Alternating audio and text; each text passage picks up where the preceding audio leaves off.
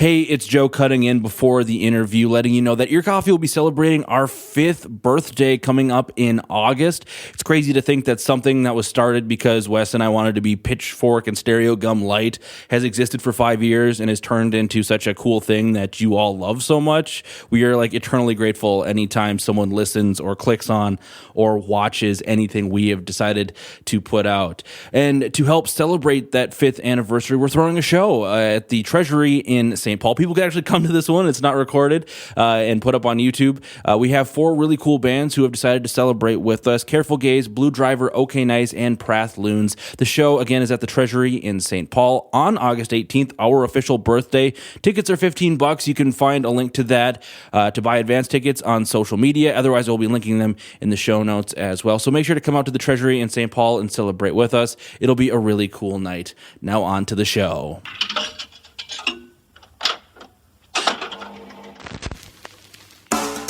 For this week's episode, I talked to Andrew Perizzo of Melodic Noise Media. And if you have been around and you're a fan of Ear Coffee and you love local music here, you know Melodic Noise as they are our rivals, I guess, in friendly competition here in covering local music. And I've always wanted to talk shop with someone who does the same thing that Ear Coffee does. It's nice to see behind the scenes on an organization like theirs and kind of see what makes them tick and what makes them excited to write and cover various local artists. We talked about their founding, kind of starting as a playlist and moving into more of a registry for artists needing to find things, moving into the blogging and having a podcast for a little bit, and then their response to the lockdowns in 2020 as a result of the ongoing COVID pandemic and how they really tried to be artist forward and making sure this thing that we all love continues. It was really interesting and eye-open conversation, as I love to kind of talk shop with people like Andrew.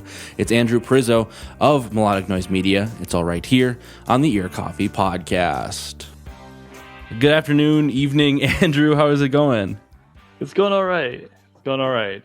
You know, yeah, it's a nice warm evening. So first, I always ask this of musicians, and it's cool to like talk shop with another blog media conglomerate thing here in the Twin Cities. So what do you tell people when they ask, oh, cool, what's melodic noise? Like, what's your like one sentence kind of response? Either you want people to like drop it because it's like a family member trying to like make conversation with you at like Christmas, or it's like some coworker being like, oh, cool, you do a thing. You know, like what's your descriptor? Yeah. I always just tell them like it's a website. I always am like turned off by the term blog. Same. Especially music blog, because it implies like a level of amateurness, which I definitely am. It's just kind of like a hobby that's grown into, a thing. But I always say it's a website that like focuses on Minnesota music, and like all genres. Yeah, I guess that's the best way I ever describe it. So, like, what's your history with music before wanting to get into melodic noise? Did you play? Were you like, when did you start wanting to like? When did music become more than just like the radio or just like something like that was on it, but you wanted it to do something with it in some way, shape, or form? Yeah. So I grew up listening to country music just because that's what like my parents always listened to, and then like I remember it was like the Gin Blossoms, uh, and like I got my own radio, and I was listening to like the top 5 countdown of pop music, and then like that's where I was like first started to actually like pay attention to like, oh, there's this cool thing that like I've not been paying or like not really heard before. And then I did band all through middle school and high school. I am terrible at the saxophone. I have a electric guitar that I'm terrible at playing. Like I realized I couldn't be a musician. I was never gonna be a rock star. Um, but I love music. I loved, everything. But I love how like emotion and like it can just hit you. uh, depending on your mood and depending on the music. And then like I really grew up uh, like getting into local music and like paying attention to like the scene that was going on around me in high school. I went to my first concert, and then like I lived in Northwest Iowa, so we were kind of close to Omaha, which in the early 2000s, just the Omaha scene was blowing up. You had my personal favorite band, Cursive, Bright Eyes, Head of Femur, I saw a ton of times, Desperacidos, The Faint, Azure, just like all these bands, just kind of coming out of Omaha, even 311. I never saw them, but they were coming out of Omaha at that time, and like it just kind of drew my attention to like, oh, there's this cool stuff going on, and it's just like, not too far from me. It doesn't have to be this national thing. And then like I went off to college and just kind of kept paying attention, and then yeah, when I moved up here, I wanted to. I started paying attention to what was going on around me as well. Were you involved, like outside of going to shows in your local scene? Were you like involved doing stuff when you were growing up in high school, or was it more you were just kind of you were there to take everything in? So not in high school for sure. And not really until I moved up here. Like I had some terrible bands that we tried to do like some covers, and just once everyone realized how bad at the guitar I was, that was like, okay, we'll move on from this. Um, but my wife is really good, like a actual musician, and uh, yeah, she studied it. She studied bassoon specifically and vocal at in college, and then like has played in a few local bands in the or at least one local band in the Twin Cities. Hmm. So then, when did you end up in the Twin Cities? Well, what was the time frame for you?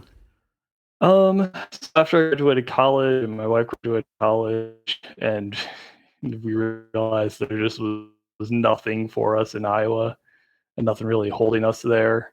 We moved up in like 2013, I think it was, and then just kind of, uh, the first several years were just kind of like trying to get our feet underneath us, uh, bouncing around from place to place, trying to find where in the Twin Cities we fit and like is comfortable for us, and then uh, yeah, just kind of once we've got settled, it was a little easier to like start paying attention again. Yeah. So that Because I don't think I went to any concerts the first several years we were up here. gotcha. And so then, when did Melodic Noise start? Because I was like looking at your website, and I believe it started as a playlist first. Yeah, so I was thinking about this, like how to explain the beginnings of melodic noise. Because it was kind of like a couple different things came together, and it's just like, oh well, I guess I'm doing this now. Because like I said, my wife was in a band; she was in the New Armada, um, and so I had kind of been like helping them gather information for like booking shows and stuff. And so like I had a spreadsheet of a bunch of local venues and radio stations, and uh started like looking at like what other bands might be around that they could play shows with.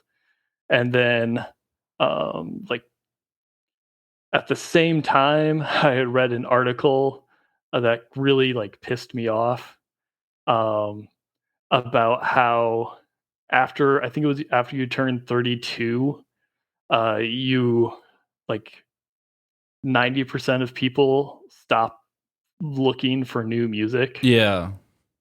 And so like I had just turned 32, and I was like, that's not going to be me. Yeah. And so like I started like really in earnest like looking at what was going on in the local scene because I knew like there's always a ton of local bands and the total local artists that are just like always super cool. And uh, I'm just drawn towards that. So I was like finding anyone I could and just like listening to it and was like starting making a playlist of all of that just for my own personal use and just like was really digging it. And so then I was like, I want to tell people about this. Hmm. Like, I want to tell people about all the music I'm hearing and like listening. And so I started the playlist TC uh, Twitter, which is why it's playlist TC and not melodic noise. Yeah. Okay. Um, and so like I just started tweeting about like, hey, I'm listening to this and this is cool. So like you should check this out. And even though, and I would just like follow every band I could find on Twitter. And uh, then I was like, all right, well, what am I doing with this? Um, so then I said, all right, well, I'm going to make a website. Mm. And it's just going to be me screaming into the void, hoping someone's on the other end listening. Yeah. And like, we'll see what happens. And so, like, that's kind of how Melodic Noise came out. Like, I threw the spreadsheets that I had up on there for like people to check out and hopefully use as a resource. Um, and then then the playlist page got thrown on there, and then like, all right, I'm gonna start talking about it. I'm gonna start writing reviews. Okay. Because I learned about you and the work you do because I like right as Ear Coffee got started, you like sent us a DM being like, "Hey, I have this like directory. Is it cool if we get added to, if we like I add you to it?" And Wes and I were like, "Oh, that's sick!" Like, and so that's how we kind of learned about Melodic Noise, and then slowly kind of like seeing the reviews. So, do you know about? Do you remember the first review you put up on the website, or I about want. what time ish you started putting reviews? Um. Oh crap! I don't remember exactly what time it was because I have a terrible memory for dates. Okay, that's fair. Um, but I know it was. I want to say Fragile Canyons. Um, what was that dome? Something Oh dome. yeah, the one with the really long title. Yeah. So I think that was the first review I wrote. Um, and around that same time, I had another writer that I kind of connected with, and we had both gone to the Brace Cove show to check that like showcase out. So Hmm. I think that was probably our second review. Um, so yeah, and then what else was around that time? I have such a terrible No, memory as far as like remembering what order things went in. yeah. Just kind of like a backtracking question a little bit. Were you a big like blog consumer before like you started writing? Like were you a big Pitchfork or Stereogum? Because like I wasn't. I missed a lot of that stuff. And Wes was a Yeah. big like when we were in college together, they were always like, yo, like sending me like Pitchfork gave this album like a 6.9, like that's like, and they were very into that kind of stuff. And I was just Mhm. like, I just like the album. Like didn't really read a Yeah. ton. Yeah, no, not really. Like Okay. that's not really ever been my thing. I mean, I do miss city pages. I would Yeah. follow them and like check out a lot of like I didn't necessarily always read the articles top to bottom, but I would like be like, "Oh, here's this list of bands I should check out." Mm, So I or like, what's going on this weekend, I'd, check out that list and, see what music is going on. mm, So that was probably more. I listened to the radio a ton, mm, um, especially up until I moved up to Minnesota. I was just like, and like I've always kind of peripherally been adjacent to radio. Like I in high school kind of worked at a radio station. I say okay. kind of because like I worked there for a couple months and was getting trained in, and then it got bought by Clear Channel, and everyone got laid off. Classic. Yeah, It's the classic move. Kill and something then like fun. Yeah, and then, like, in college, I would hang out at the radio station while my friends would be DJing and stuff Mm, like that. So, like, I was probably more into, like, that sort of thing, and I've always had friends, like, tell me, "Oh, you should check out this," more so than I've been, like, looking for what mm, other, nationwide, publications have been talking about. yeah. You mentioned city pages, and like the next question I had was like, did you, when thinking about like starting to write, were you like thinking about the landscape of like local media here in the Twin Cities? Because like you think about it, like for us, there's Radio K, which kind of Mhm, covers is we'll call it the same level. They're a much deeper institution. mhm, But then like that kind of coverage, and then it goes to like the current, which is a different kind of tier. And there's some mhm. overlap, but like I know when Wes and I were like starting Ear Coffee, we were kind of thinking a little bit about like the world, the music media landscape here in the Twin Cities, a little bit of like where we felt we should fit and stuff Mhm. like that. Were you thinking like that, or were you just like, no, I just want to do something cool? So, yes, I thought about it, but I wasn't aware of how big it is. Like, I had the few blogs and stuff that I was aware of. Like, I Hmm. knew of City Pages. I think I was tangentially aware of, like, uh, what's the music in Minnesota, Yeah. um, and then, like, of course, The Current Hmm. and, Radio K, I was aware of that. But, like, that's probably all I was aware of, Hmm. and I was probably went into it, like, a little naive as to, like, how many other blogs there are out there that ended up being about the same size as Melodic Noise is. Hmm. So I just, like and that wouldn't have swayed me either way. I was just Yeah. like, "Whatever, I'm doing this. It's a hobby." Hmm. Like, I wasn't I didn't plan on doing it for as long as I have. I just figured like, "Oh, I'll do this till I'm tired of it," because like, uh, at the time I started up, another like thing that like another aspect that like came together was just like I was having a hard time sleeping, Hmm. and so I was like, I needed to do something to do after my wife went to bed that I could like occupy myself. So I was like just listening to music on headphones and writing about it, and yeah. So were you pretty quickly like getting other writers to work with Melodic Noise? Because like something I'm impressed with is like you actually kind of have a staff that is like semi regular. Which Ear Coffee, I keep referencing us. This is a this is an interview about you, but like you No, guys no, actually have a staff and can like have reliable writers. We've had 3 people show interest and then like disappear. So, like, I am not a manager by Yeah, any stretch of the imagination. you're not sitting That is down to probably like like pitch meetings or anything. that is like my worst trait or skill or whatever you want to call it. Like Mm, and I have more writers than I can remember. Um Part of that is like people will write an article or two and then get bored, mm-hmm. which is totally fine. Yeah, Like I'm fine with that.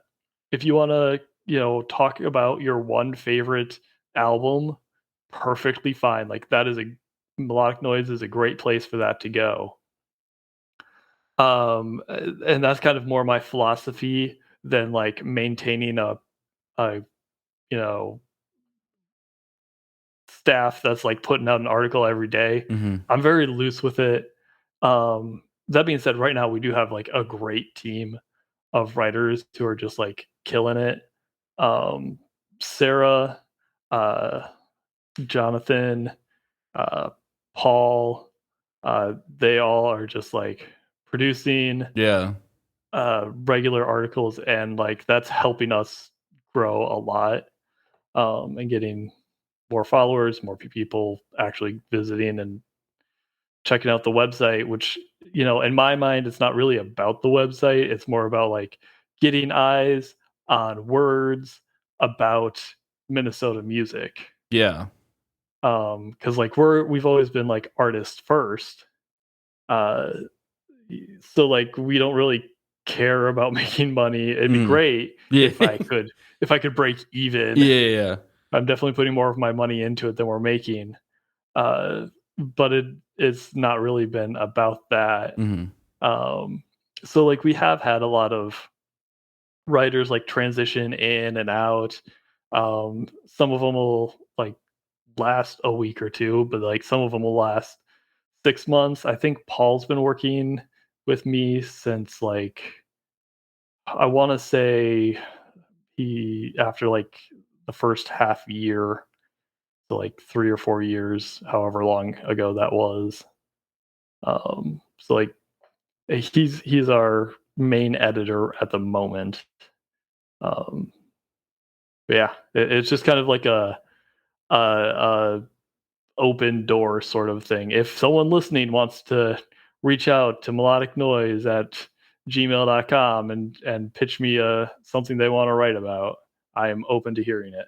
So then, do you think melodic noise has like a particular voice or niche that you focus on, like within kind of that world? Because, or are you more of just like we're open? Not saying like you see like someone submitting something, you're like, well, we're not like a punk like zine, or we're not like hip hop Mhm. focused. But do you think there's like a voice you really strive for as melodic noise? So I do have like a set of rules. I think there's like 8 of them that kind of steer and create our voice. Okay. The number one rule is if you don't like it, don't write about it. Yeah. Only write about stuff that you like. Because, like, what's the point? That's the one thing with ear coffee where like if we don't have it, if we can't find something nice to say, we're just not going to cover it.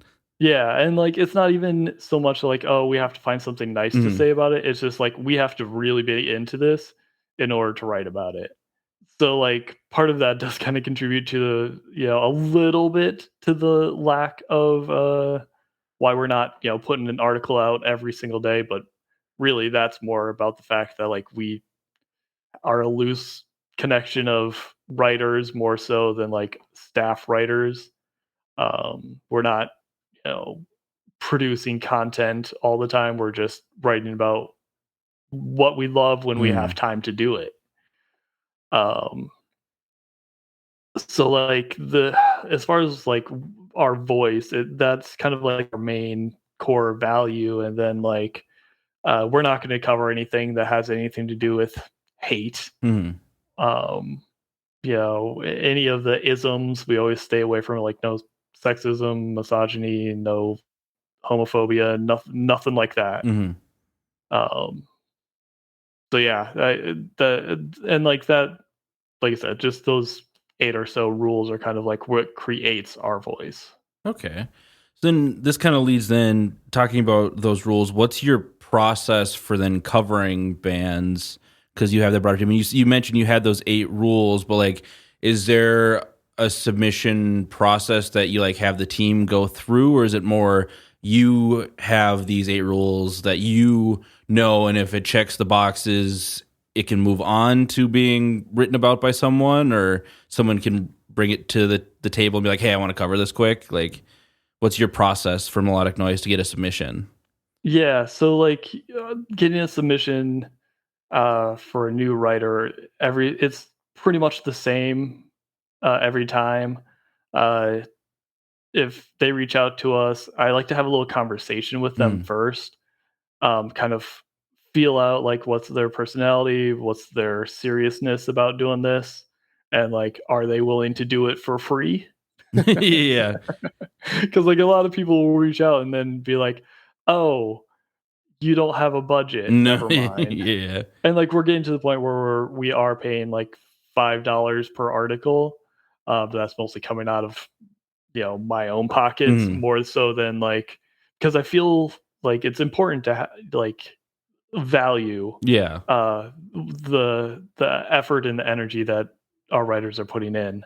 So like once I know they're on the cheap, then like we have them like I explain the rules to them Hmm. so like they know up front this is the situation. Um and make sure that they're all comfortable with that. And I've always, every single time, just gotten an overwhelming like, yeah, that's awesome, cool, Hmm. let's do this. I don't think I've had a single person who's been like, that's why would you do that? Real big into homophobia. Sorry, can't write. Yeah, Like, yeah. um, so like, and part of that is like if they've found us and want to write for us, they're probably familiar with what we're doing in our voice to begin with. So then like I have them be like, okay, talk to them like, what have you been listening to? Like, what have you had your ear to the ground locally? It's not always like a requirement. Um, mm-hmm. like I like to have their first article be like something they're familiar with, something Yeah. that they had found organically and something that they are already into. And then uh I'll just have them write about that, and as long as it's good and like it's something that I can edit up to being like published quality, Mm-hmm. that's good enough for me. uh, and like we'll start working and like helping them improve their writing. And uh, basically, once we get that first article published, as far as I'm concerned, they're on the team. Mm. And we, and then after that, like they can either find their own leads. A lot of people start paying more attention to like what's going on once they have a reason to. Yeah. And then I also like get a ton of email submissions. Like my inbox is so full. Yeah. I try and do my best to keep up with it. So like I'm blasting out emails as regularly as I can. Mm-hmm. I'm pretty irregular with it, but every now and then I'll have like an hour that I'm just like, all right, I'm sending out as many emails to the writers as I can in this hour. And then like I'll almost always get at least a few people like, hey, I called dibs on this. Mm. And that's kind of our process. Okay. Question: what are the other 6 of those 8 rules that you have? Because you talked about, unless you're just like, No, no, no. I might have to censor a few of them. Okay, rule number 1 is only write about music that you like. Rule number 2 is generally keep it positive. Like if you're writing about music that you like, you're not going to shit all over it. yeah, So like the majority of what you're talking about should be good things. It's fine to have negative comments about like nothing is a perfect album. Just like if it's not a positive review, why are you writing about it? mm, No hate of any group, no racism, no bigotry, no misogyny, or anything even closely related to that. 4 is kind of our length and like format and layout mm, of stuff. 5, no leaks. Like we deal with unreleased music, so like we don't want to be the ones who let the music out before the band does or the yeah, artist or whoever. This one is kind of like, I guess it's only 6 rules. This one's kind of more open to interpretation. It's no talking about like the band's gender and pigeonholing them as like a girl band or like a girl group or a boy band, or like unless the music is about that. gotcha. And same thing for age. Like no talking about how like for this band is so awesome for such a young band, or Yeah, like this group of 14-year-olds are putting out amazing music. Like fine if they are talking about their age in the music, mm-hmm. that's fine to talk about. That's the band bringing it up, in my opinion. But like I always like have been annoyed in reviews where like that's the focus. It was like was it the Linda Lindas that kind of blew up after performing in that library, and everyone's like, well, they're a bunch of cool teenagers playing punk music, and you're like, Yeah. but the songs are cool, like just because they're like they talk about, like you said, they talk about kind of the stuff of they deal with, but it's not because they're not cool because they're teenagers. They're cool because they make cool music. Yeah. Yeah. I've seen a lot of reviews that focus more on like the gender, or like if someone's non-binary or trans. Like uh I knew, like I love Against Me, but I've Mm, read so many reviews about uh oh, I can't remember the name right now. the Laura's, lead, yeah, yeah, Laura's about identity, yeah. yeah, all of that, and like I've read more about that, more reviews talking about that than I have about their music, which I love their music, and like Mm, the other stuff's important, but like the music is the focus of the band. mm.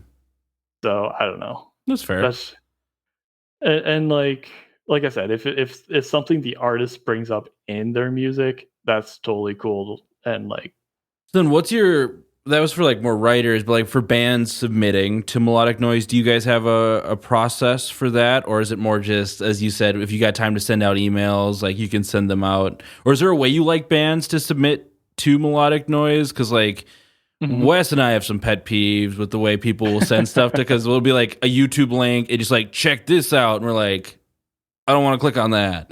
Like, Right, yeah. right. Like I don't like clicking on links that I'm like, okay, is this spam? Am I about to have my identity stolen? Yeah. Um, we do have like a submission form, and I will say like 1 out of 30 submissions I get come through that, Yeah.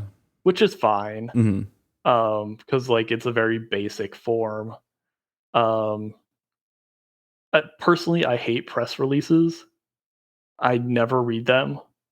Um, I'll read like the first 3 or 4 sentences and decide like, okay, sure, I'll check this out, Hmm. or like I'm just gonna pass on this, or like not.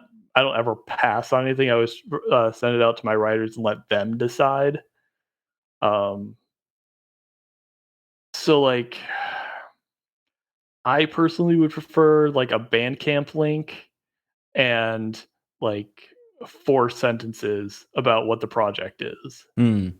Yeah. more so than and also if you say you're a Minnesota artist, because like I've been getting a lot of stuff from like Switzerland and Japan. Did you get signed up to the Greek metal like email Oh, list? There was like a 2 year period where Ear Coffee got nothing but press releases from this Greek metal label, and it's like, this is cool, but like nothing related to what we cover. yeah, no, I haven't gotten Yeah. that one. There is one from like a synth artist from Germany who Mm. just like hits me up every single time, and I was like, cool, I'm not gonna cover it. Yeah. Like, we're very Minnesota focused. Yeah. And, like, we've expanded because we used to only focus on the Twin Cities. So, like, I feel like expanding to Minnesota is already more than we can adequately cover. Gotcha. Did you have a conversation like about moving from the Twin Cities to the rest of the state, or was it just more like, let's just open it up, we've covered everything at this point? Oh, we've definitely not covered Yeah. everything. It was more like, it was a bit of a conversation. I think at the time we had a pretty thin team. There was only like 3 or 4 of us. So it was, uh we kind of got together and we're like, there's a lot of cool stuff going on out of Duluth. Hmm. There's some cool stuff. I keep getting emails from people in Mankato, Yeah. and they're like, all right, we'll allow this. We'll go. We'll expand because like we don't like missing out on stuff, Yeah. and like not giving cool things that we're hearing about a voice. Hmm. And like I'll even sometimes allow some of the border Like cities. a Wisconsin, you're like a Iowa or the Dakotas. Yeah, yeah. I suppose I'll count Fargo, I guess. Yeah. But yeah, uh, as long as the artist can like justify that, like, yeah, we are from air Hmm. quotes from Minnesota. However, they choose to define that as long as they can justify it to me. Gotcha. I do love the like, oh, we're from Michigan, but we play in Minnesota all the time. We played this one show in like 2017 with 3 bands. You're like, cool. Like, I'd love to cover it, but Yeah. like, unfortunately, I don't think anyone's gonna care from here, and that's our base. Yeah, Yeah. yeah, I get a lot of like, "Hey, we're a band from New York and we're coming through Minnesota in a few more weeks." can we get an article? Oh, yep. Like, no. There's there's a singer-songwriter's mom who will send us his show posters every time he plays somewhere in the Twin Cities, like, and just like write about it. And you're like, about the show? Like, did you speaking of like show, you do show reviews as well. Was that something that you were doing pretty much right away as well? Yeah, so the other writer that I started it off with, like I said, we both went to that Brace Cove Mm. show, and their audition uh, article was doing a review of that show. So yeah, basically from like our second review, we Hmm. were just and like I don't personally like reviewing shows, Okay. um, but I know a lot of people do. And I always think that's a cool way to like kind of pay back the writers a little bit, is like getting them into gigs for Mm. free. Like at least you got that side to benefit. Yeah. When I go to gigs, I like to be a little more present and like not thinking like, okay, how am I gonna talk about this experience in the future?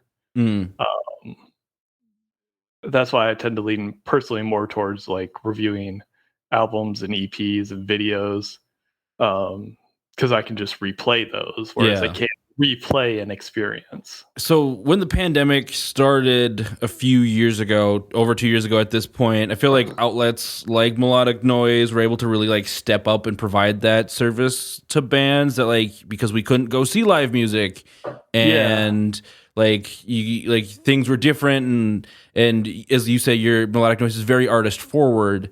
Mhm. And looking through your website, like you were doing live streams months before like the first Ear Coffee live session.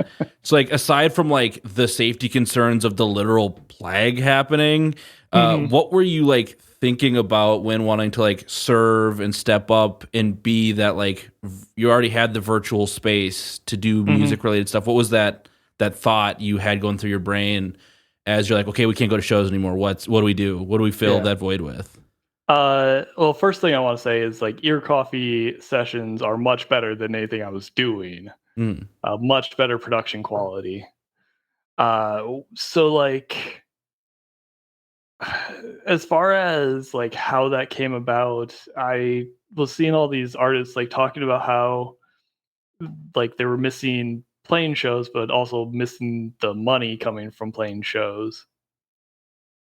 And so I was like, all right, I have some video knowledge. Like in my day job, I do a lot of video work and video editing, and I work kind of for a website. Um, so I was like trying to think of a way that I could help. Mhm. And so I knew like YouTube lives were sort of a thing that were starting to happen more and more around then. Um,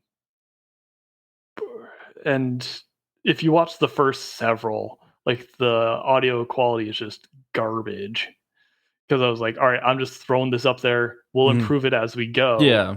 Because like it didn't have to be perfect, and like that's one of my favorite things about music is it doesn't have to be perfect. I love when you go and see a band and like it's so chaotic and the band is like barely holding it together, and it feels like it could fall apart at any Mhm. moment, but it like the amazing thing about it is that it doesn't. Um so like that's kind of what our energy was like in the very beginning. We were Mhm. like throwing just raw links and no audio uh equipment really to begin with, just like see what happens when you play this electric guitar into a laptop speaker Yeah. or microphone. It's just like, well, it sort of worked. Yeah. And then like after a particularly bad audio session, I think it was after the show with Nice, uh I had a audio engineer reach out and be like, "Hey, that sucked. Let me see if I can help." Mm. And so I started working with him. I really wish I could remember his name right now.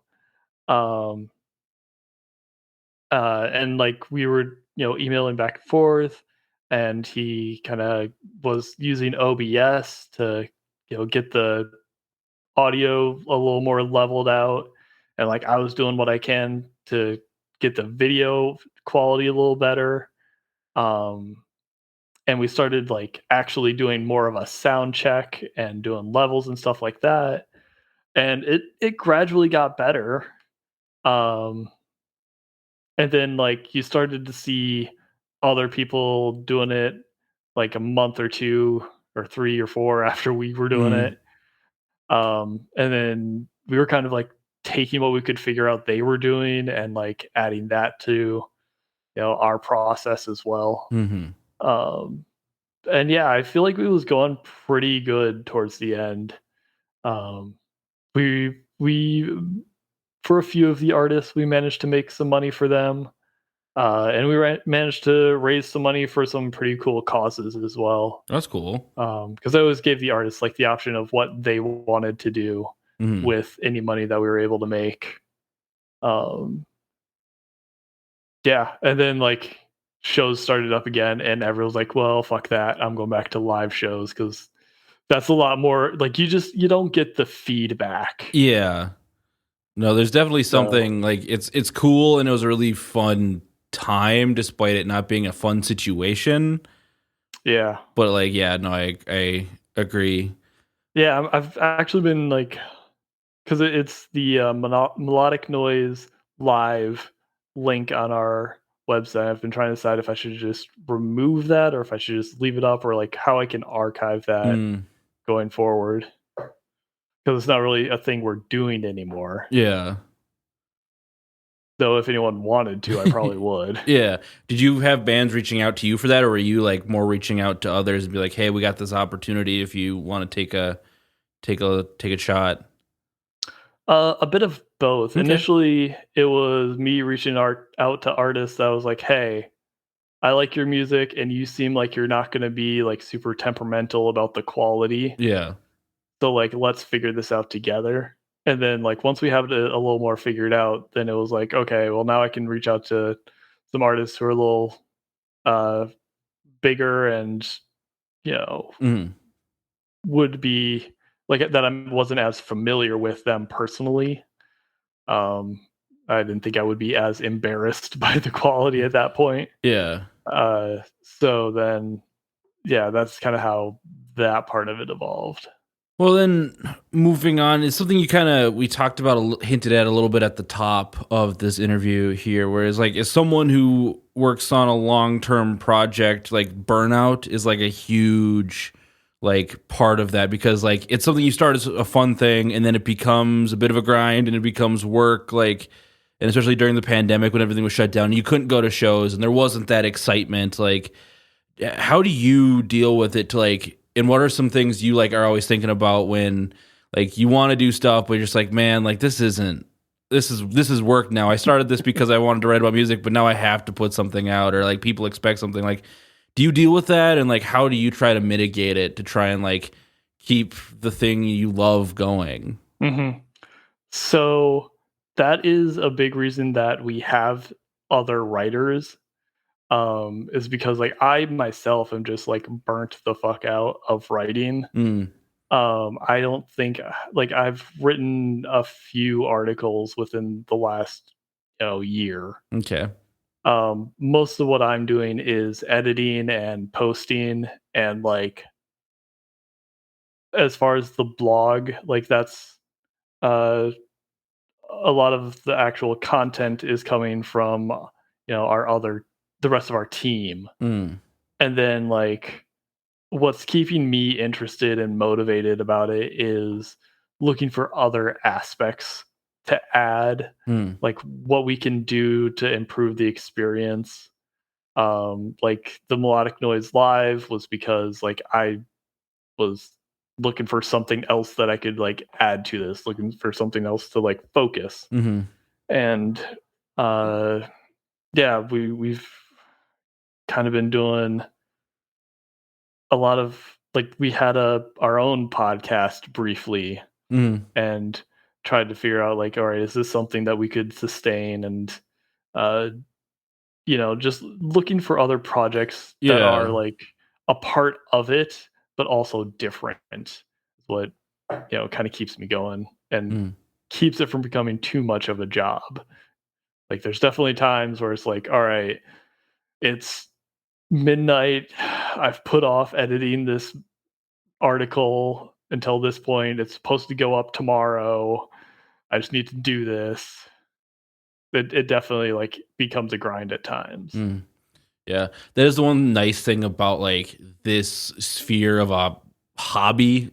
We'll put it in loose terms. Is like you Yeah. can always like try something out and try something new, and it allows you to like have new like interests every so often because it's something Mhm. that's different than like a day job. Yeah. Yeah. Yeah. Well, then, like the reverse of that, like what have been some of your favorite moments, like working on melodic noise, like there's always like some things that always like stand out. Like I can always think of some stuff with ear coffee, but like for you, when you think back over the history of melodic noise, what's that been? Like some standouts or some favorites or Yeah, like the first email I got from Epitaph was like, "All right, this is fucking cool." mm-hmm. Because like I liked a lot of the bands that were on that label growing up and stuff. If I get an email from Saddle Creek, that'll be like amazing. Yeah. Um, and then like seeing Vile and Gully Boys get signed to that. What label are they on now? Is it Like not counterintuitive? Quickly get um, better. yeah, seeing them get signed to Get Better Mm-hmm. was like, I I don't think I had anything to do with that at all, but like being along to see them grow, Mm-hmm. like that to me was personally enjoyable. Like I love seeing other bands and musicians like succeed. Mm-hmm. So like seeing that happen more so than any like personal achievements with the website, because like our goal is always to be like the article that gets someone else noticed by a legitimate, you know, uh, company or like media site. Yeah. Um, so I like to celebrate the community, I Mm. guess is what I'm trying to say. Yeah. Um, uh, I don't know, like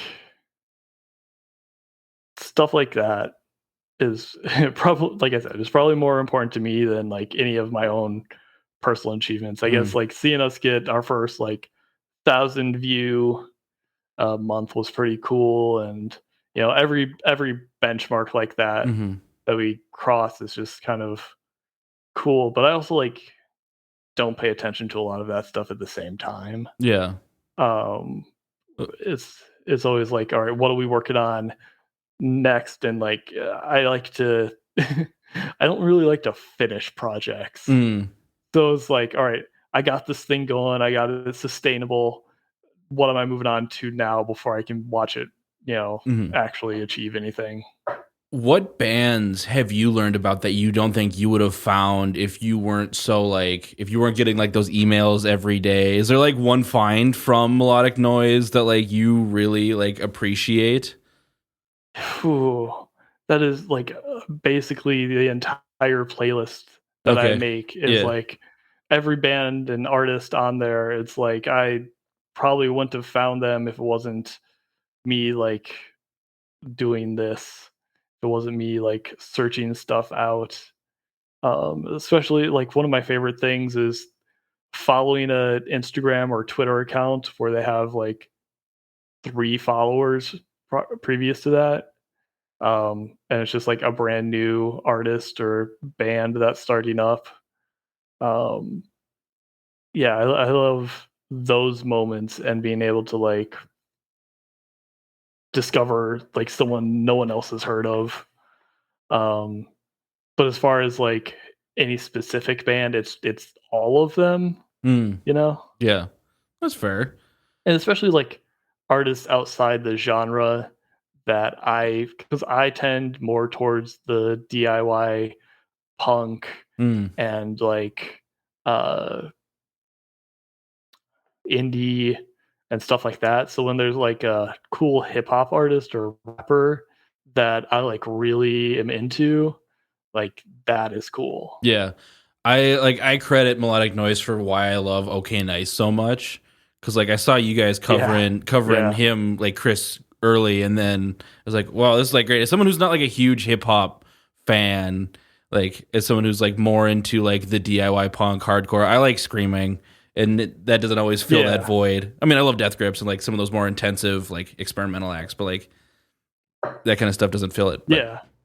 But that's cool. Yeah, and like you can feel and hear like his those influences Hmm. in him, which I is like a good transition into hip hop because like yeah, he was one of the first local hip hop artists that I found. Mm. So Yeah, that's cool. So then, a couple more questions here, Andrew. What's the future for Melodic Noise? And you think of like, is there any like thing you're like wanting to work on? Is there any like broad goals that you're trying to like tap into, or is it just more like you want to keep on keeping on and doing what you do best? okay, that's a good question and a hard one to answer.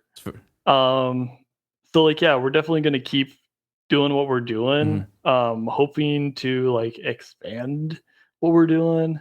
I'm always open to more writers, and like it'd be awesome if we could get to the point where we're doing like daily articles. Mm-hmm. Because right now we're so irregular. Like, we don't post on the weekend because like uh, I just feel like we don't get any views on the weekend. Yeah. But like if we could do like consistently every weekday, that's the dream. Mm-hmm. Um, as far as like what we're gonna do next, it's a lot of like reacting to the world around us. Mm-hmm. Yeah. Like who could have predicted the pandemic? And like we we did the live streams because like I probably wouldn't have thought to do that until you know the pandemic happened. Mm-hmm. Um, I don't know. I it's hard for me to see the future for myself, let alone the Yeah. website at this point. That's fair. It's a tough question because I'm like, I don't know what I'm going to be doing tomorrow. So like, what am I? Yeah, What's the big goal for this thing? I started as like a fun hobby. yeah. Yeah. I think what I'm doing in the future is probably editing this early eyes article that I've got coming up. That's about all the further I can see is like next Monday. Gotcha. Well, cool. So then, Andrew, kind of wrapping things up here. Final questions. What are some of your favorite bands that you really want people to check out that you've covered, or maybe you haven't covered? What are like those go-to bands that you really want people to kind of like know about? Yeah, so like top of the list, I mean everyone's talking about Vile and Mm-hmm. Gully Boys. Which I really wanted to get to that show at it was at High Watt, Mm. but it just didn't work out for me. But one of my favorites is Granddad. One of my surprise uh, bands that just like threw a submission my way. I hadn't heard anything about them previously, and then like I haven't seen they aren't huge on social media, but like Acid Patch Kids Okay, I've and seen them, but I or seen their posts. I've never listened to them. yeah, they're like this cool like pop punk, and then I'm always a sucker for like someone giving the middle finger to religion and Yeah, authority yeah. and stuff like that. So like they're kind of like pop punk and like that as well. Um, and then I think this one swears. I'm not super familiar with them on social media and stuff. Like I most of the bands that I find and stuff are on social media, and like I don't always know how to pronounce the names because Mm-hmm. like they're SWRS. How do you pronounce that? Oh yeah, I guess as good as mine. Yeah, Joe Bartel. Mm. He's cool. Nerdy and Student One and Brandon Pulpis. Some of my favorite doing hip hop and stuff like that. Kalia Universe is just like this cool like pop. She is a star. Okay. I'm surprised she hasn't like blown up huge uh in like the national media Mm. yet, or at least like regional. Like she is pulling in crowds, but like she does music in her native language and in English. Oh, that's cool. It's like it's a really seamless blend, and like it's the music's like it's more of a pop hip hop style, and it's just like everything's a bop. Mm. Yeah, I don't know anyone else. There's like I said, there's too many. I'm not gonna If we were gonna get the name whole it, list. yeah. But like we always do a year-end list Mm. of what my favorite albums and EPs are, and check that out. Just check everyone out. We're posting. We try and do every week 6 new songs that I've found that I'm really into, and we include that on the playlist. Mm. So that's probably the best place to look for that. And then finally here, where can people check out Melodic Noise? Like, you got the website, you got social media. Where should people go and find all that stuff? Yeah, I probably should have had that all ready to go and prepared. Let's see, Melodic Noise Media just melodicnoisemedia.com is the website. Mm-hmm. And then if you're a band or artist, any genre, and you want to submit music to us, it's melodicnoisemedia@gmail.com is the best way to do it. Say a little bit about yourself, not too much, and include a link. And then, yeah, socials on Twitter, it's at playlist.tc. I gotta even look at what our Instagram is. I don't like Instagram. It's like doesn't work really for like any sort of media posting unless you have like video clips. Yeah, what do I got here? We are Melodic Noise Media on Instagram. I didn't even set it up. Someone else set it up for me. Gotcha.